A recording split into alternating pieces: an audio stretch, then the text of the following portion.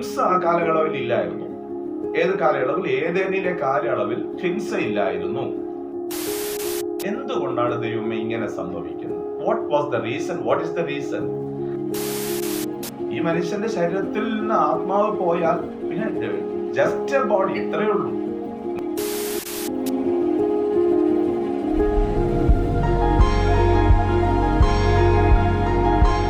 സൃഷ്ടിച്ചു, നിർമ്മിച്ചു, ഉണ്ടാക്കി. ഈ 3 ഭാഗങ്ങളും ക്ലിയർ ആണ് എന്ന് ഞാൻ കരുതുന്നു. 3 ഭാഗങ്ങൾ ഇപ്പൊ ക്ലിയർ ആയി.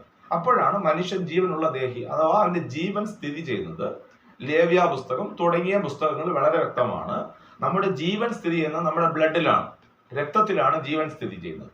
അപ്പൊ 3 ഭാഗങ്ങളോട് കൂടിയവനായിരുന്നു മനുഷ്യൻ. അതിനെയാണ് പൂർണ്ണ മനുഷ്യൻ എന്ന് വിളിക്കുന്നത്.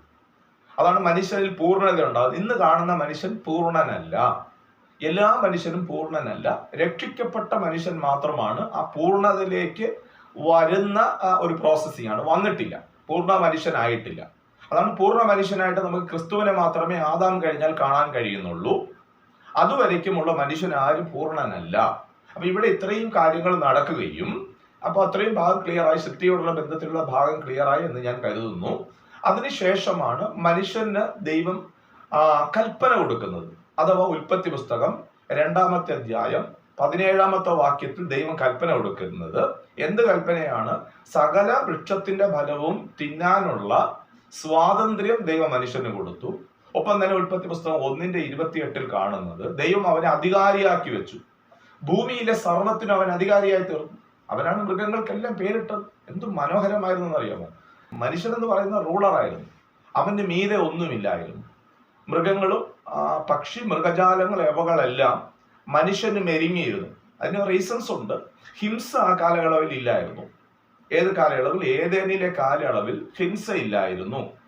മൃഗങ്ങൾക്കും മനുഷ്യനും ഒരുപോലെ സസ്യാഹാരമായിരുന്നു. ബൈബിൾ വ്യക്തമാണ്.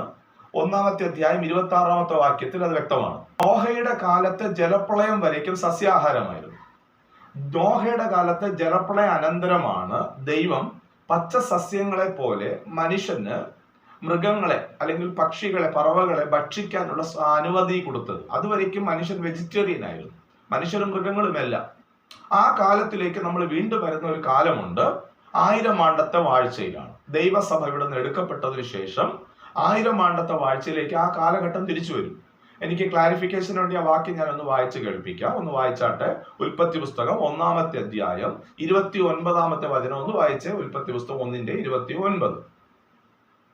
ഭൂമിയിൽ എങ്ങും വിത്തുള്ള സസ്യങ്ങളും വൃക്ഷത്തിന്റെ വിത്തുള്ള ഫലം കായ്ക്കുന്ന സകല വൃക്ഷങ്ങളും ഇതാ ഞാൻ നിങ്ങൾക്ക് തന്നിരിക്കുന്നു. അവ നിങ്ങൾക്ക് ആഹാരമായിരിക്കട്ടെ. ഭൂമിയിലെ സകല മൃഗങ്ങൾക്കും ആകാശത്തിലെ എല്ലാ പറവകൾക്കും ഭൂമിയിൽ ചരിക്കുന്ന സകല ഭൂചര ജന്തുക്കൾക്കും ആഹാരമായിട്ട് പച്ചസസ്യമൊക്കെ ഞാൻ കൊടുത്തിരിക്കുന്നു. കണ്ടോ അവിടെ? കൽപ്പിച്ചു. Okay, thank you. അവിടെ വളരെ വ്യക്തമാണ്. പച്ചസസ്യമാണ് മൃഗങ്ങൾക്കും മനുഷ്യർക്കും ദൈവം കൊടുത്തിരുന്ന ഫ്രൂട്ട്സും പിന്നെ റോ വെജിറ്റബിൾസും. കുക്ക്ഡ് അല്ല, റോ വെജിറ്റബിൾസ് ആണ് ദൈവം കൊടുത്തിരുന്നത്. അത് ഏതുവരെ അത് നീണ്ടു നിന്നിരുന്നു, അല്ലെങ്കിൽ നമുക്ക് കൺഫ്യൂഷൻ വരും. അതുകൊണ്ട് ഭൗതികവാദികൾ പറയുന്നത് ഒരിക്കലും നോഹയുടെ പെട്ടകത്തിൽ ഭൂമിയിലുള്ള സർവ്വ ജീവജാലങ്ങളും പ്രവേശിപ്പിക്കാൻ കഴിയുകയില്ല. എന്തുകൊണ്ട് ആ വാദം വരുന്നതെന്ന് ചോദിച്ചാൽ, തുർക്കൻ ഒരുപാട് കോഴികളെ കൊണ്ടുപോകണം, സിംഹത്തിന് ഒരുപാട് ആടിനെ കൊണ്ടുപോകണം. ഈ 2 ഈരായിട്ടുണ്ട് എന്ന് പറയുമ്പോൾ, ഒരു പേർ, ഒരു ജോഡി എന്ന് പറയുമ്പോൾ അവർക്ക് ഉൾക്കൊള്ളാൻ അത് കഴിയത്തില്ല. അതുകൊണ്ടാണ് അങ്ങനെ ഒരു തെറ്റിദ്ധാരണ അതിനകത്ത് വരുന്നത്. എന്നാൽ 9-ാമത്തെ അധ്യായത്തിലേക്ക്, ഉൽപ്പത്തി പുസ്തകത്തിലേക്ക് നമ്മൾ വീണ്ടും വരുമ്പോൾ 9-ാമത്തെ അധ്യായം 3-ാമത്തെ വാക്യം നമ്മൾ വായിച്ചാൽ അവിടെ വ്യക്തമാണ്. ദൈവം മനുഷ്യനെ അനുഗ്രഹിച്ചു.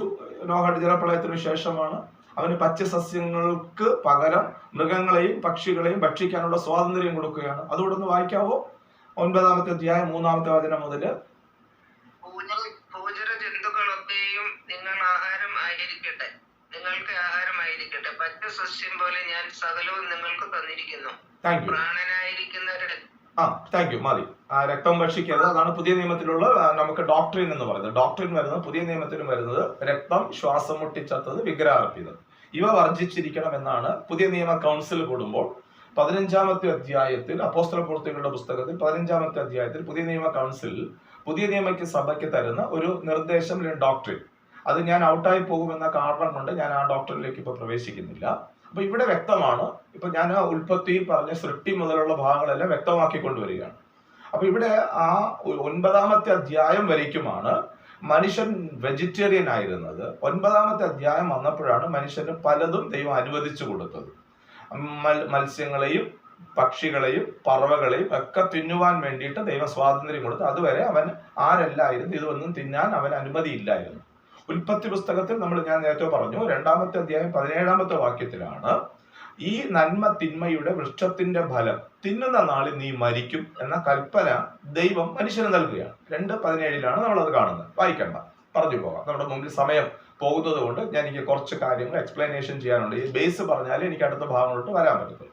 അപ്പൊ ഉൽപ്പത്തി പുസ്തകത്തിൽ 2:17 അത് തിന്നരുത്.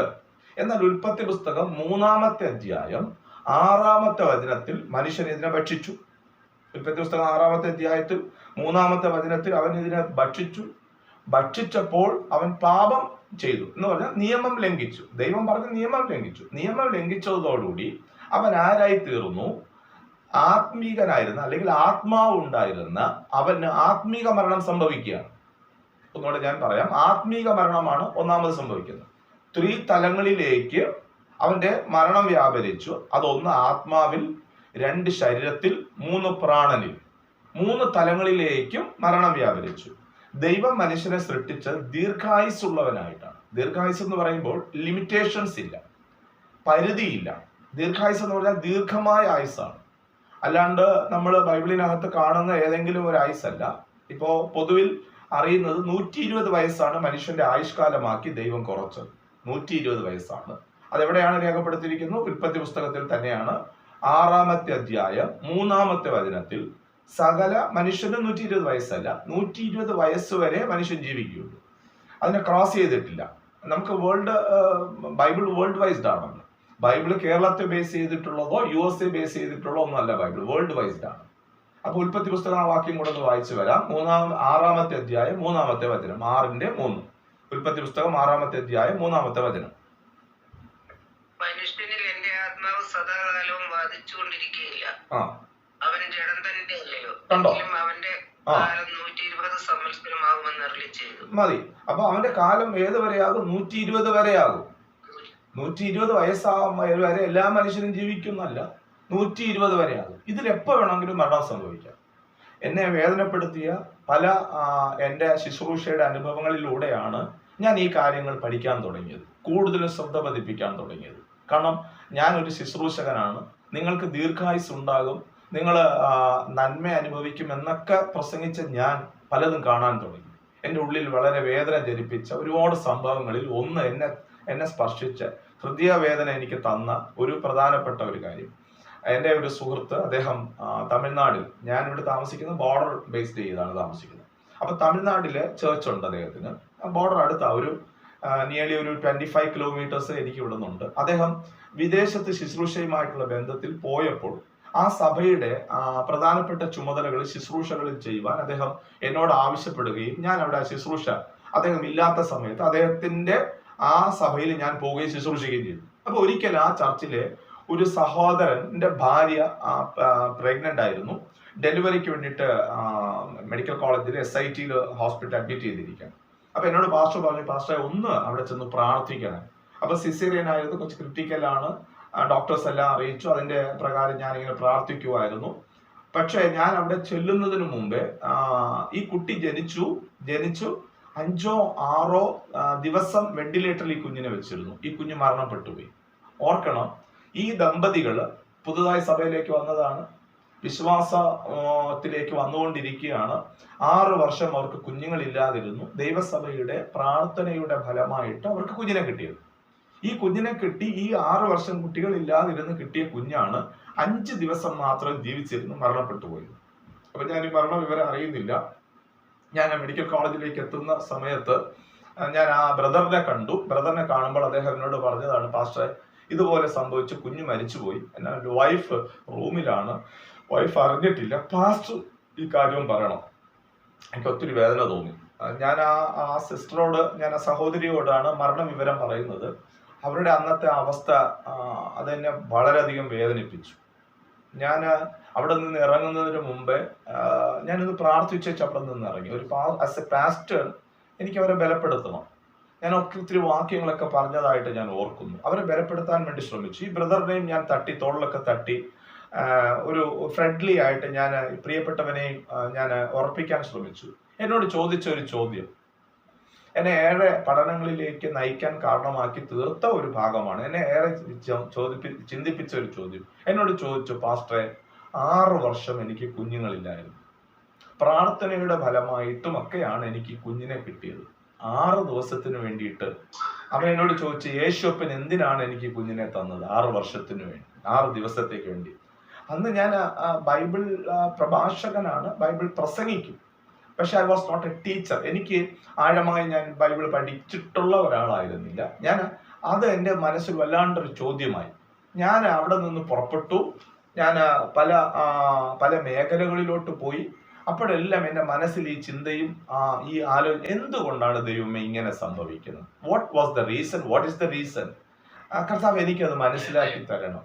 അതൊരിക്കലും കർത്താവ്, ഞാനൊരു ശുശ്രൂഷകനാണ്, ഞാനൊരു കപട ശുശ്രൂഷകനാകരുത്. എൻ്റെ മുമ്പിൽ വരുന്ന നിരവധി ദൈവമക്കളുണ്ട്, നിരവധി ആളുകളുണ്ട്. അവരുടെ മുമ്പിൽ ഞാൻ ദീർഘായുസ് നിങ്ങൾക്ക് കിട്ടുമെന്ന് പറയുമ്പോൾ ഇങ്ങനെയുള്ള ഇൻസ്റ്റന്റുകൾ എൻ്റെ മുമ്പിൽ വരുമ്പോൾ ഞാൻ എങ്ങനെ അവരെ ഉറപ്പിക്കേണ്ടത്? ഞാൻ ഒത്തിരി ചോദ്യം. ഞാൻ കഴിഞ്ഞ ദിവസം സൂമിൽ പറഞ്ഞിട്ടുണ്ടോ എന്ന് അറിയില്ല. എൻ്റെ ചർച്ചിൽ എൻ്റെ മകളുടെ അതേ പ്രായമുള്ള ഒരു കുഞ്ഞ് ഒരു 3 മാസം മുമ്പ്, അവൾ 22 വയസ്സുള്ള കുഞ്ഞാണ്, ബ്ലഡ് ക്യാൻസർ വന്ന കുഞ്ഞ് മരണപ്പെട്ടു പോയി. ഞാൻ ആ സഭയിൽ നിന്ന് ശുശ്രൂഷകനാണ്. അപ്പൊ ഞാൻ അവിടെ പ്രസംഗിക്കണം, നിങ്ങൾക്ക് ദീർഘായുസ് കിട്ടുമെന്ന്. ഞാൻ എങ്ങനെ അതെനിക്ക് പ്രസംഗിക്കാൻ കഴിയും? അപ്പൊ ഞാൻ അത് പഠിക്കാൻ തുടങ്ങി. അപ്പൊ ഇന്ന് എനിക്ക് ദീർഘായുസിനെ കുറിച്ച് പ്രസംഗിക്കാൻ കഴിയും. അത് എന്തുകൊണ്ട് പ്രസംഗിക്കാൻ കഴിയുന്നു? വേർഡ് എനിക്ക് മനസ്സിലായി. ദൈവം എനിക്ക് റെവലേഷൻ തന്നതാണ്. ഞാൻ പറഞ്ഞു, ദൈവം തരുന്ന റെവലേഷൻസ് ആണ് ഞാൻ ഒരു കൈമാറ്റം ചെയ്യുന്നത്. ഈ റെവലേഷൻ നമുക്കുണ്ടെങ്കിൽ, അതാണ് ഞാൻ നേരത്തെ സൂചിപ്പിച്ചു, ഞാൻ ഇതിന്റെ ബിഗിനിങ്ങിൽ തന്നെ പറഞ്ഞിട്ടുണ്ടായിരുന്നു, നമ്മൾ ഈ വസ്തുതകളെ കുറിച്ച് അറിഞ്ഞാൽ പ്രയാസ പ്രതിസന്ധി വേളകളിൽ നമ്മൾ ഒരു കാരണവശാലും തളർന്നു പോവില്ല. അപ്പോസ്തലന്മാർ എന്തുകൊണ്ടാണ് തളർന്നു പോകാത്തത്? അവർക്ക് കഷ്ടത വരാത്തത് കൊണ്ടല്ല. കഷ്ടതയും പ്രയാസങ്ങളും പ്രതിസന്ധികളും ഒരിക്കലും അവരെ തൊട്ടിരുന്നില്ല, അവരെ അത് ബാധിച്ചിരുന്നില്ല. നമ്മളെ ബാധിക്കുമ്പോഴാണ് അത് നമ്മളെ ഊണ്ടി ചെയ്യുന്നത്, നമുക്ക് മുന്നോട്ട് പോകാൻ കഴിയാത്തത്, നമുക്കൊരു ജയം അവിടെ വേണ്ടത്. എന്നാൽ ക്രിസ്തീയ ജീവിതം ജയിക്കാൻ പോകുന്ന ഒരു ജീവിതമാണ്. ഒരു ഭാഗത്താണ് അത് മറ്റൊരു വിഷയമാണ്. എന്നാൽ ജയജീവിതമാണ്. ഇന്ന് ജയകരമായ ജീവിതം. നമ്മൾ അനുഗ്രഹിക്കപ്പെടാൻ പോകുന്നവരല്ല, നമ്മൾ അനുഗ്രഹിക്കപ്പെട്ടവരാണ്. 2, നമ്മൾ വിടുവിക്കപ്പെടാൻ പോകുന്നവരല്ല, നമ്മൾ വിടുവിക്കപ്പെട്ടവരാണ്. ഈ വസ്തുതകളാണ് ബൈബിൾ വ്യക്തമാക്കുന്നത്. അപ്പൊ ഞാൻ നേരത്തെ പറഞ്ഞു വന്ന ഭാഗം ഇവിടെ യോജിപ്പിക്കട്ടെ. 120 വയസ്സ് വരെ ദൈവ മനുഷ്യന് ആയുസ് കൊടുത്തു. 120 വയസ്സ് വരെ. ഇന്ന് വരയ്ക്കും അത് ക്രോസ് ചെയ്യപ്പെട്ടിട്ടില്ല. ക്രോസ് ചെയ്യപ്പെട്ടിട്ടുണ്ടോ? ചില മേഖലകൾ മാത്രം. It will be very rare. അത് വളരെ റെയർ ആയിരിക്കും അങ്ങനെ ക്രോസ് ചെയ്തിട്ടുള്ളത്. അല്ലെങ്കിൽ എല്ലാ മനുഷ്യരും 120 വയസ്സിനകത്ത്. അപ്പോ ഈ 90-ാം സങ്കീർത്തനത്തിൽ പറഞ്ഞിരിക്കുന്ന 70 ഏറെയായാലും 80, അത് മോശയുടെ അഭിപ്രായമാണ്, അത് ഡോക്ട്രിൻ അല്ല. ഡോക്ട്രിൻ 120 വയസ്സാണ്. അല്ലെങ്കിൽ ഇത് വേൾഡ് വൈസ്ഡ് ആകില്ല. കാരണം ഇന്ന് വേൾഡിൽ ഏറ്റവും കൂടുതൽ പ്രായം ജീവിച്ചിരിക്കുന്ന മനുഷ്യൻ ജാപ്പനീസ് ആണ്. ജാപ്പനീസ് ജീവിക്കുന്നത് 105 വയസ്സ് 110 വയസ്സ് വരെ ജീവിക്കുന്നുണ്ട്. അവിടെ വൃദ്ധകളും വൃദ്ധന്മാരും ഏകദേശം 90 വയസ്സ് കഴിയുമ്പോഴും അവർ ജോലി ചെയ്യുന്നവരാണ്. ട്രക്ക് ഓടിക്കുന്നു, ജോലി ചെയ്യുന്നു, ഇവരെല്ലാം ചെയ്യുന്നവരാണ്. അപ്പൊ മോശയുടെ ഡോക്ട്രിൻ ആണെങ്കിൽ 70 ഏറെയായാൽ 80 എന്ന വാക്ക് വന്നാൽ നമുക്ക് അവിടെ പ്രസംഗിക്കാനൊക്കെ ഇല്ല. നമ്മുടെ ബൈബിൾ ഫോൾസ് വരും, വൈരുദ്ധ്യം വരും. ബൈബിളിന് വൈരുദ്ധ്യം വന്നുകൂടാ. ബൈബിള് മാറ്റി എഴുതപ്പെടാൻ പാടില്ല. വൈരുദ്ധ്യം ബൈബിളിൽ ഒരിക്കലും വന്നുകൂടാ. ഞാൻ വിവിധ സ്ഥലങ്ങളിൽ പഠിപ്പിക്കുന്ന ഒരാളാണ്. വേൾഡ് വൈസ്ഡ് ആയിട്ട് പല രാജ്യങ്ങളിൽ പോകാൻ ദൈവം എനിക്ക് ഭാഗ്യം അവസരം തന്നിട്ടുണ്ട്. അവിടെ എല്ലാം പഠിപ്പിക്കുന്നതാണ്. അങ്ങനെ വരുമ്പോൾ അവിടെ ബുദ്ധിമുട്ട് നമുക്ക് നേരിടും. ഇനി സെക്കൻഡ്, സ്വിറ്റ്സർലാൻഡിൽ ആരാണ് ഏറ്റവും കൂടുതൽ പ്രായത്തിൽ ജീവിച്ചിരിക്കുന്നത്? അവിടെ 90 വയസ്സ് വരെ ജീവിക്കുന്ന ആളുകളുണ്ട്. അപ്പൊ അങ്ങനെ വരുമ്പോൾ ഇവിടെ ദീർഘായുസ് എന്ന് പറയുന്നത് എന്താണ്? മനുഷ്യന്റെ ദീർഘായുസ് എന്ന് ഉദ്ദേശിക്കുന്നത്, ആദ്യം ഉൽപ്പത്തിയിൽ ഉദ്ദേശിച്ചിരുന്ന ദീർഘായുസ് മരണമില്ലാത്ത ജീവിതമാണ് ദീർഘായുസ്. ഇനി തിന്നുന്ന നാളിൽ എന്ന് മരിക്കുമെന്ന് പറഞ്ഞ 2 അർത്ഥങ്ങളാണ് പ്രധാനമായിട്ടും ബൈബിളിലുള്ളത്. ഒന്ന് ഫിസിക്കൽ ഡെത്ത് ആണ്, 2 സ്പിരിച്വൽ ഡെത്ത് ആണ്. ഈ ഫിസിക്കൽ ഡെത്ത് എന്ന് പറയുമ്പോൾ തിന്നുന്ന നാളിൽ നീ മരിക്കും. ദൈവത്തിന്റെ ഒരു ദിവസം ബൈബിളിൽ രേഖപ്പെടുത്തിയിരിക്കുന്നതാണ് 1000 സംവത്സരം പോലെ. മനുഷ്യ ദൃഷ്ടിയിൽ അത് 1000 സംവത്സരം പോലെയാണ്. അപ്പോൾ ദൈവത്തിന് ഒരു ദിവസം ആകുമ്പോൾ നമ്മുടെ 1000 വർഷം. അപ്പൊ 1000 വർഷം ക്രോസ് ചെയ്ത ഒരു മനുഷ്യൻ ഉലകത്തിലില്ല. ഉൽപ്പത്തി പുസ്തകത്തിൽ ഏറ്റവും കൂടുതൽ പ്രായമുള്ളവനായി ബൈബിൾ രേഖപ്പെടുത്തിയിരിക്കുന്ന 5-ാമത്തെ അധ്യായത്തിലാണ് മെതുശലേഹിനെ കുറിച്ചാണ്. 969 വയസ്സ് വരെയാണ് മെതുശലേഖ് എന്ന മനുഷ്യൻ ബൈബിൾ രേഖപ്പെടുത്തിയ ഏറ്റവും കൂടുതൽ പ്രായത്തിൽ ജീവിച്ചത്. ഇപ്പൊ ദൈവത്തിന്റെ ഒരു ദിവസം ക്രോസ് ചെയ്ത മനുഷ്യൻ ഉലകത്തിലില്ല. രണ്ടാമത് സ്പിരിച്വൽ ഡെത്ത്, ആത്മാവ് ശരീരത്തിൽ നിന്ന് വേർപെടുന്നതിനെയാണ് നമ്മൾ മരണം എന്ന് വിളിക്കുന്നത്. ആ സ്പിരിച്വൽ ഡെത്ത് ദൈവത്തിൽ നിന്ന് വേർപെട്ടു പോയി. അവന്റെ ആത്മാവുണ്ട്, പക്ഷെ അത് ദൈവവുമായിട്ട് ബന്ധമില്ല, മരണാവസ്ഥയിലായി. ഞാൻ പഴയ നിയമത്തിലുള്ള ചിലരെ കൂടെ അതിനകത്ത് പരിചയപ്പെടുത്തേണ്ടതുണ്ട്. പക്ഷെ ഇപ്പോൾ ഞാൻ ഇതുമായിട്ട് കണക്ട് ചെയ്ത് പോയാൽ നമ്മുടെ ഈ ശുദ്ധി എന്ന പ്രോസസ്സിങ്ങിലേക്ക് എനിക്ക് എത്താൻ പറ്റത്തില്ല. അപ്പൊ ഇത് നമ്മൾ നന്നായി മനസ്സിലാക്കിയാലേ ശുദ്ധീകരണം വേണ്ടുന്ന മേഖല എവിടെയാണോ നമുക്കറിയാൻ പറ്റത്തുള്ളൂ. ഞാൻ അതിനെ കണക്ട് ചെയ്താൽ ഇപ്പൊ പറ്റത്തില്ല. അപ്പൊ മനുഷ്യൻ ആത്മമരണം സംഭവിച്ചു, ദൈവത്തിൽ നിന്ന് അവൻ അകന്നുപോയി. ദൈവത്തിൽ നിന്ന് അകന്നു. അത് ഒന്നുകൂടെ വ്യക്തമാക്കി തരാം. നമ്മുടെ മൊബൈലിലുള്ള സിമ്മ് അതാത് മാസങ്ങളിൽ റീചാർജ് ചെയ്യാതിരുന്നാൽ there will be the SIM. അവിടെ സിം ഉണ്ടായിരിക്കും, പക്ഷെ കണക്ഷൻ ഉണ്ടാവില്ല. അത് മൊബൈൽ കമ്പനിക്കാര് ടവറിന്റെ ഇതിൽ നിന്ന് ഡിസ്കണക്ട് ചെയ്യും. നമുക്ക് ഇൻകമിങ് കോളുകളോ ഔട്ട് ഗോയിങ് കോളുകളോ ഉണ്ടാകില്ല. സിം ഉണ്ട്, പക്ഷെ കോണ്ടാക്ട് ചെയ്യാൻ പറ്റുന്നുണ്ടോ? കോണ്ടാക്ട് ചെയ്യാൻ പറ്റില്ല. അപ്പൊ കോണ്ടാക്ട് ചെയ്യാൻ പറ്റാത്ത ഒരു അവസ്ഥയിലേക്ക് എത്തുന്നതിനാണ്. അപ്പോ ദൈവവുമായിട്ട് ഉള്ള ബന്ധം മനുഷ്യന് നഷ്ടപ്പെട്ടു പോയി. അവൻ മകൻ എന്ന പദവിയിൽ നിന്ന് വീണുപോയി. മകൻ എന്ന് പഴയ നിയമത്തിൽ വിളിച്ചിട്ടുള്ള ഇസ്രായേലിനെ വിളിച്ചിട്ടുണ്ട്. ഇസ്രായേലിനെ മുഴുവനുമായിട്ട് വിളിച്ചതാണ്, ഒരു സമൂഹത്തെ വിളിച്ചതാണ്. മകൻ എന്ന് വിളിച്ചിട്ടുള്ളത് ആദാമിനെ മാത്രമേ ഉള്ളൂ, മകൻ എന്ന് വിളിച്ചിട്ടുള്ളത്. അപ്പൊ ഈ പാപം ചെയ്തതോടുകൂടിയാണ് ഇവരെല്ലാം ജഡമായത്. അതുവരെയ്ക്കും ഇവൻ മകൻ എന്ന പദവിക്ക് യോഗ്യനായിരുന്നു. അത് ലൂക്കോസ് എഴുതിയ സുവിശേഷത്തിൽ ആ ഭാഗം ഒന്ന് ഞാൻ തൊട്ടിട്ട് വരാം. ലൂക്കോസ് എഴുതിയ സുവിശേഷം അതിന്റെ 3-ാമത്തെ അധ്യായം 38-ാമത്തെ വചനം. ലൂക്കോസ് എഴുതിയ സുവിശേഷം 3:38. ലൂക്കോസ് 3:38.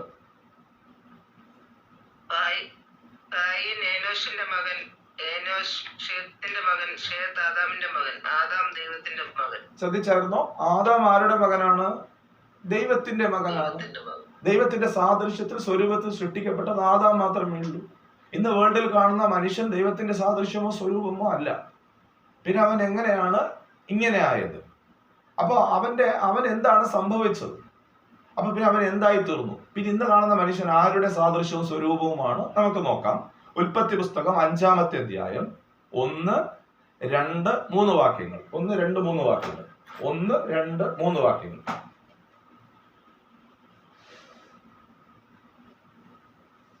ആദാമിന്റെ വംശപാരമ്പര്യമാവിത് ദൈവം മനുഷ്യനെ സൃഷ്ടിച്ചപ്പോൾ ദൈവത്തിന്റെ സാദൃശ്യത്തിൽ അവനെ ഉണ്ടാക്കി, ആണും പെണ്ണുമായി അവരെ സൃഷ്ടിച്ചു.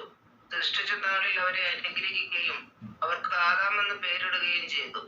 ആദാമിന് 130 വയസ്സായപ്പോൾ അവൻ തന്റെ സാദൃശ്യത്തിൽ തന്റെ സ്വരൂപപ്രകാരം ഒരു മകനെ ജനിപ്പിച്ചു.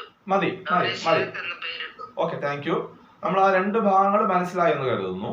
അതിന്റെ 1-ാമത്തെ വാക്യത്തിൽ വായിച്ചതാണ് തന്റെ സാദൃശ്യത്തിൽ സ്വരൂപത്തിൽ സൃഷ്ടിച്ചത് ആദാമിനെ. അപ്പൊ ആദാം മാത്രമാണ് തന്റെ സാദൃശ്യത്തിലും സ്വരൂപത്തിലുള്ള പൂർണ്ണ മനുഷ്യൻ. അത് ഏതെന്റെ ആയിരിക്കുമ്പോൾ വരെ മാത്രമാണ് അവന് പൂർണ്ണ മനുഷ്യത്വം ഉണ്ടായത്. ഏതെനിൽ നിന്ന് ഔട്ടായതിനു ശേഷം അവന്റെ ആ പൂർണ്ണത നഷ്ടപ്പെട്ടു പോയി. ആ പരിപൂർണതയിലേക്ക് പോകാനാണ് നമുക്ക് ശുദ്ധിയുടെ ആവശ്യം. സെയിം ലെവലിലേക്ക് നമ്മൾ കയറി ചെല്ലണം. അപ്പൊ ഈ ഭൂമിയിൽ നമ്മൾ എങ്ങനെയാണ് ശുദ്ധരാക എന്ന് പറയുന്നത് കൊണ്ടോ മനുഷ്യൻ അത് ചെയ്യാനൊക്കത്തില്ല. അവൻ എന്ത് തുല്യമായി തീർന്നു? അടുത്തത് നമ്മൾ കാണുന്നത് 3-ാമത്തെ വചനത്തിലാണ്. അവൻ പിന്നെ സൃഷ്ടിക്കപ്പെട്ട മനുഷ്യൻ ആദാമിന്റെ സാദൃശ്യ സ്വരൂപമാണ്. അങ്ങനെയല്ലേ നമ്മളവിടെ വായിക്കുന്നത്? ആദാമിന്റെ സാദൃശ്യത്തിലും സ്വരൂപത്തിലും. അവനാണ് ഷേത്ത് എന്ന് പേരിട്ടത്. വ്യക്തമാകുന്നുണ്ടോ? ആദാമിന്റെ സാദൃശ്യവും സ്വരൂപമാണ്. പിന്നെ ജനിച്ച മനുഷ്യൻ മുഴുവൻ ആദാമ്യ സാദൃശ്യമാണ്. എന്ന് പറഞ്ഞാൽ ഏതിൽ നിന്ന് പുറത്താക്കപ്പെട്ട മനുഷ്യന് ആത്മാവ് നഷ്ടപ്പെട്ടു പോയിട്ട് ജഡതുല്യമായി. ഈ ജഡതുല്യമായി തീർന്നു എന്ന് പറയുമ്പോൾ like animal, he become the animal. അതാണ് ഭൗതികവാദികൾ ചിലർ പറയുന്നത് ഇരുകാലി മൃഗം എന്ന് മനുഷ്യനെ പറയുന്നതിന്റെ ഒരു കാരണം ഇതുകൂടെയാണ്. ഇത് എവിടെ നിന്നാവുന്നത്? ഇതെല്ലാം ബൈബിളിൽ നിന്നാണ്. ഭൗതികവാദികൾ പറയുന്നത് മനുഷ്യൻ മൃഗം ആണെന്ന് പറയുന്നത്. അത് ഇരുകാലി മൃഗം എന്നാണ് വിളിക്കുന്നത്. മൈത്രേനെ പോലുള്ളവർ പറയുന്നത് മനുഷ്യൻ ഇരുകാലി മൃഗം എന്നാണ്. അവിടെ വളരെ വ്യക്തമാണ്. അപ്പം മനുഷ്യൻ ഇപ്പൊ ആരായി തീർന്നു? ജഡം മാത്രമായി, അല്ലെങ്കിൽ മനുഷ്യ സാദൃശ്യമായി തീർന്നു. അപ്പൊ ദൈവം മനുഷ്യനെ മാത്രമല്ല മണ്ണിൽ നിന്നുണ്ടാക്കിയത്, ഈ മൃഗങ്ങളെയും പക്ഷികളെയും എല്ലാം മണ്ണിൽ നിന്നാണ് ഉണ്ടാക്കിയത്. അതുപോലെ ആയി തീർന്നു. അവന് ആത്മാവ് ഉണ്ട്, പക്ഷെ ആത്മാവ് ദൈവമായിട്ട് ബന്ധമില്ല. അത് മൃഗങ്ങൾക്ക് ഉള്ള അതേപോലെ. അപ്പൊ മനുഷ്യൻ 3 ഘടകങ്ങളോട് കൂടിയവനായതുകൊണ്ട് അവനെ വിളിക്കുന്ന പേരാണ് ട്രൈക്കോട്ടമി. മൃഗങ്ങളെ വിളിക്കുന്ന പേര് ഡൈക്കോട്ടമി. 2 ഭാഗങ്ങളുള്ളത് കൊണ്ട് ഡൈക്കോട്ടമി. മനുഷ്യനെ വിളിക്കുന്ന ട്രൈക്കോട്ടമി. സെയിം മണ്ണിൽ നിന്നാണ് ഈ മൃഗത്തെ ഉണ്ടാക്കിയത്. ഉൽപ്പത്തി പുസ്തകത്തിലേക്ക് വരുമ്പോൾ 2-ാമത്തെ അധ്യായം 19-ാമത്തെ വാക്യത്തിൽ, കാരണം നമ്മുടെ സംശയ നിവാരണം നടത്തി പോകണം എന്നുള്ള നിർബന്ധമായ ഒരു കാര്യമാണ്. ഞാൻ ഒരു ടൈം വേസ്റ്റ് ചെയ്യാൻ എനിക്ക് താല്പര്യമില്ല. ഉൽപ്പത്തി പുസ്തകം 2:19 വായിച്ചേ.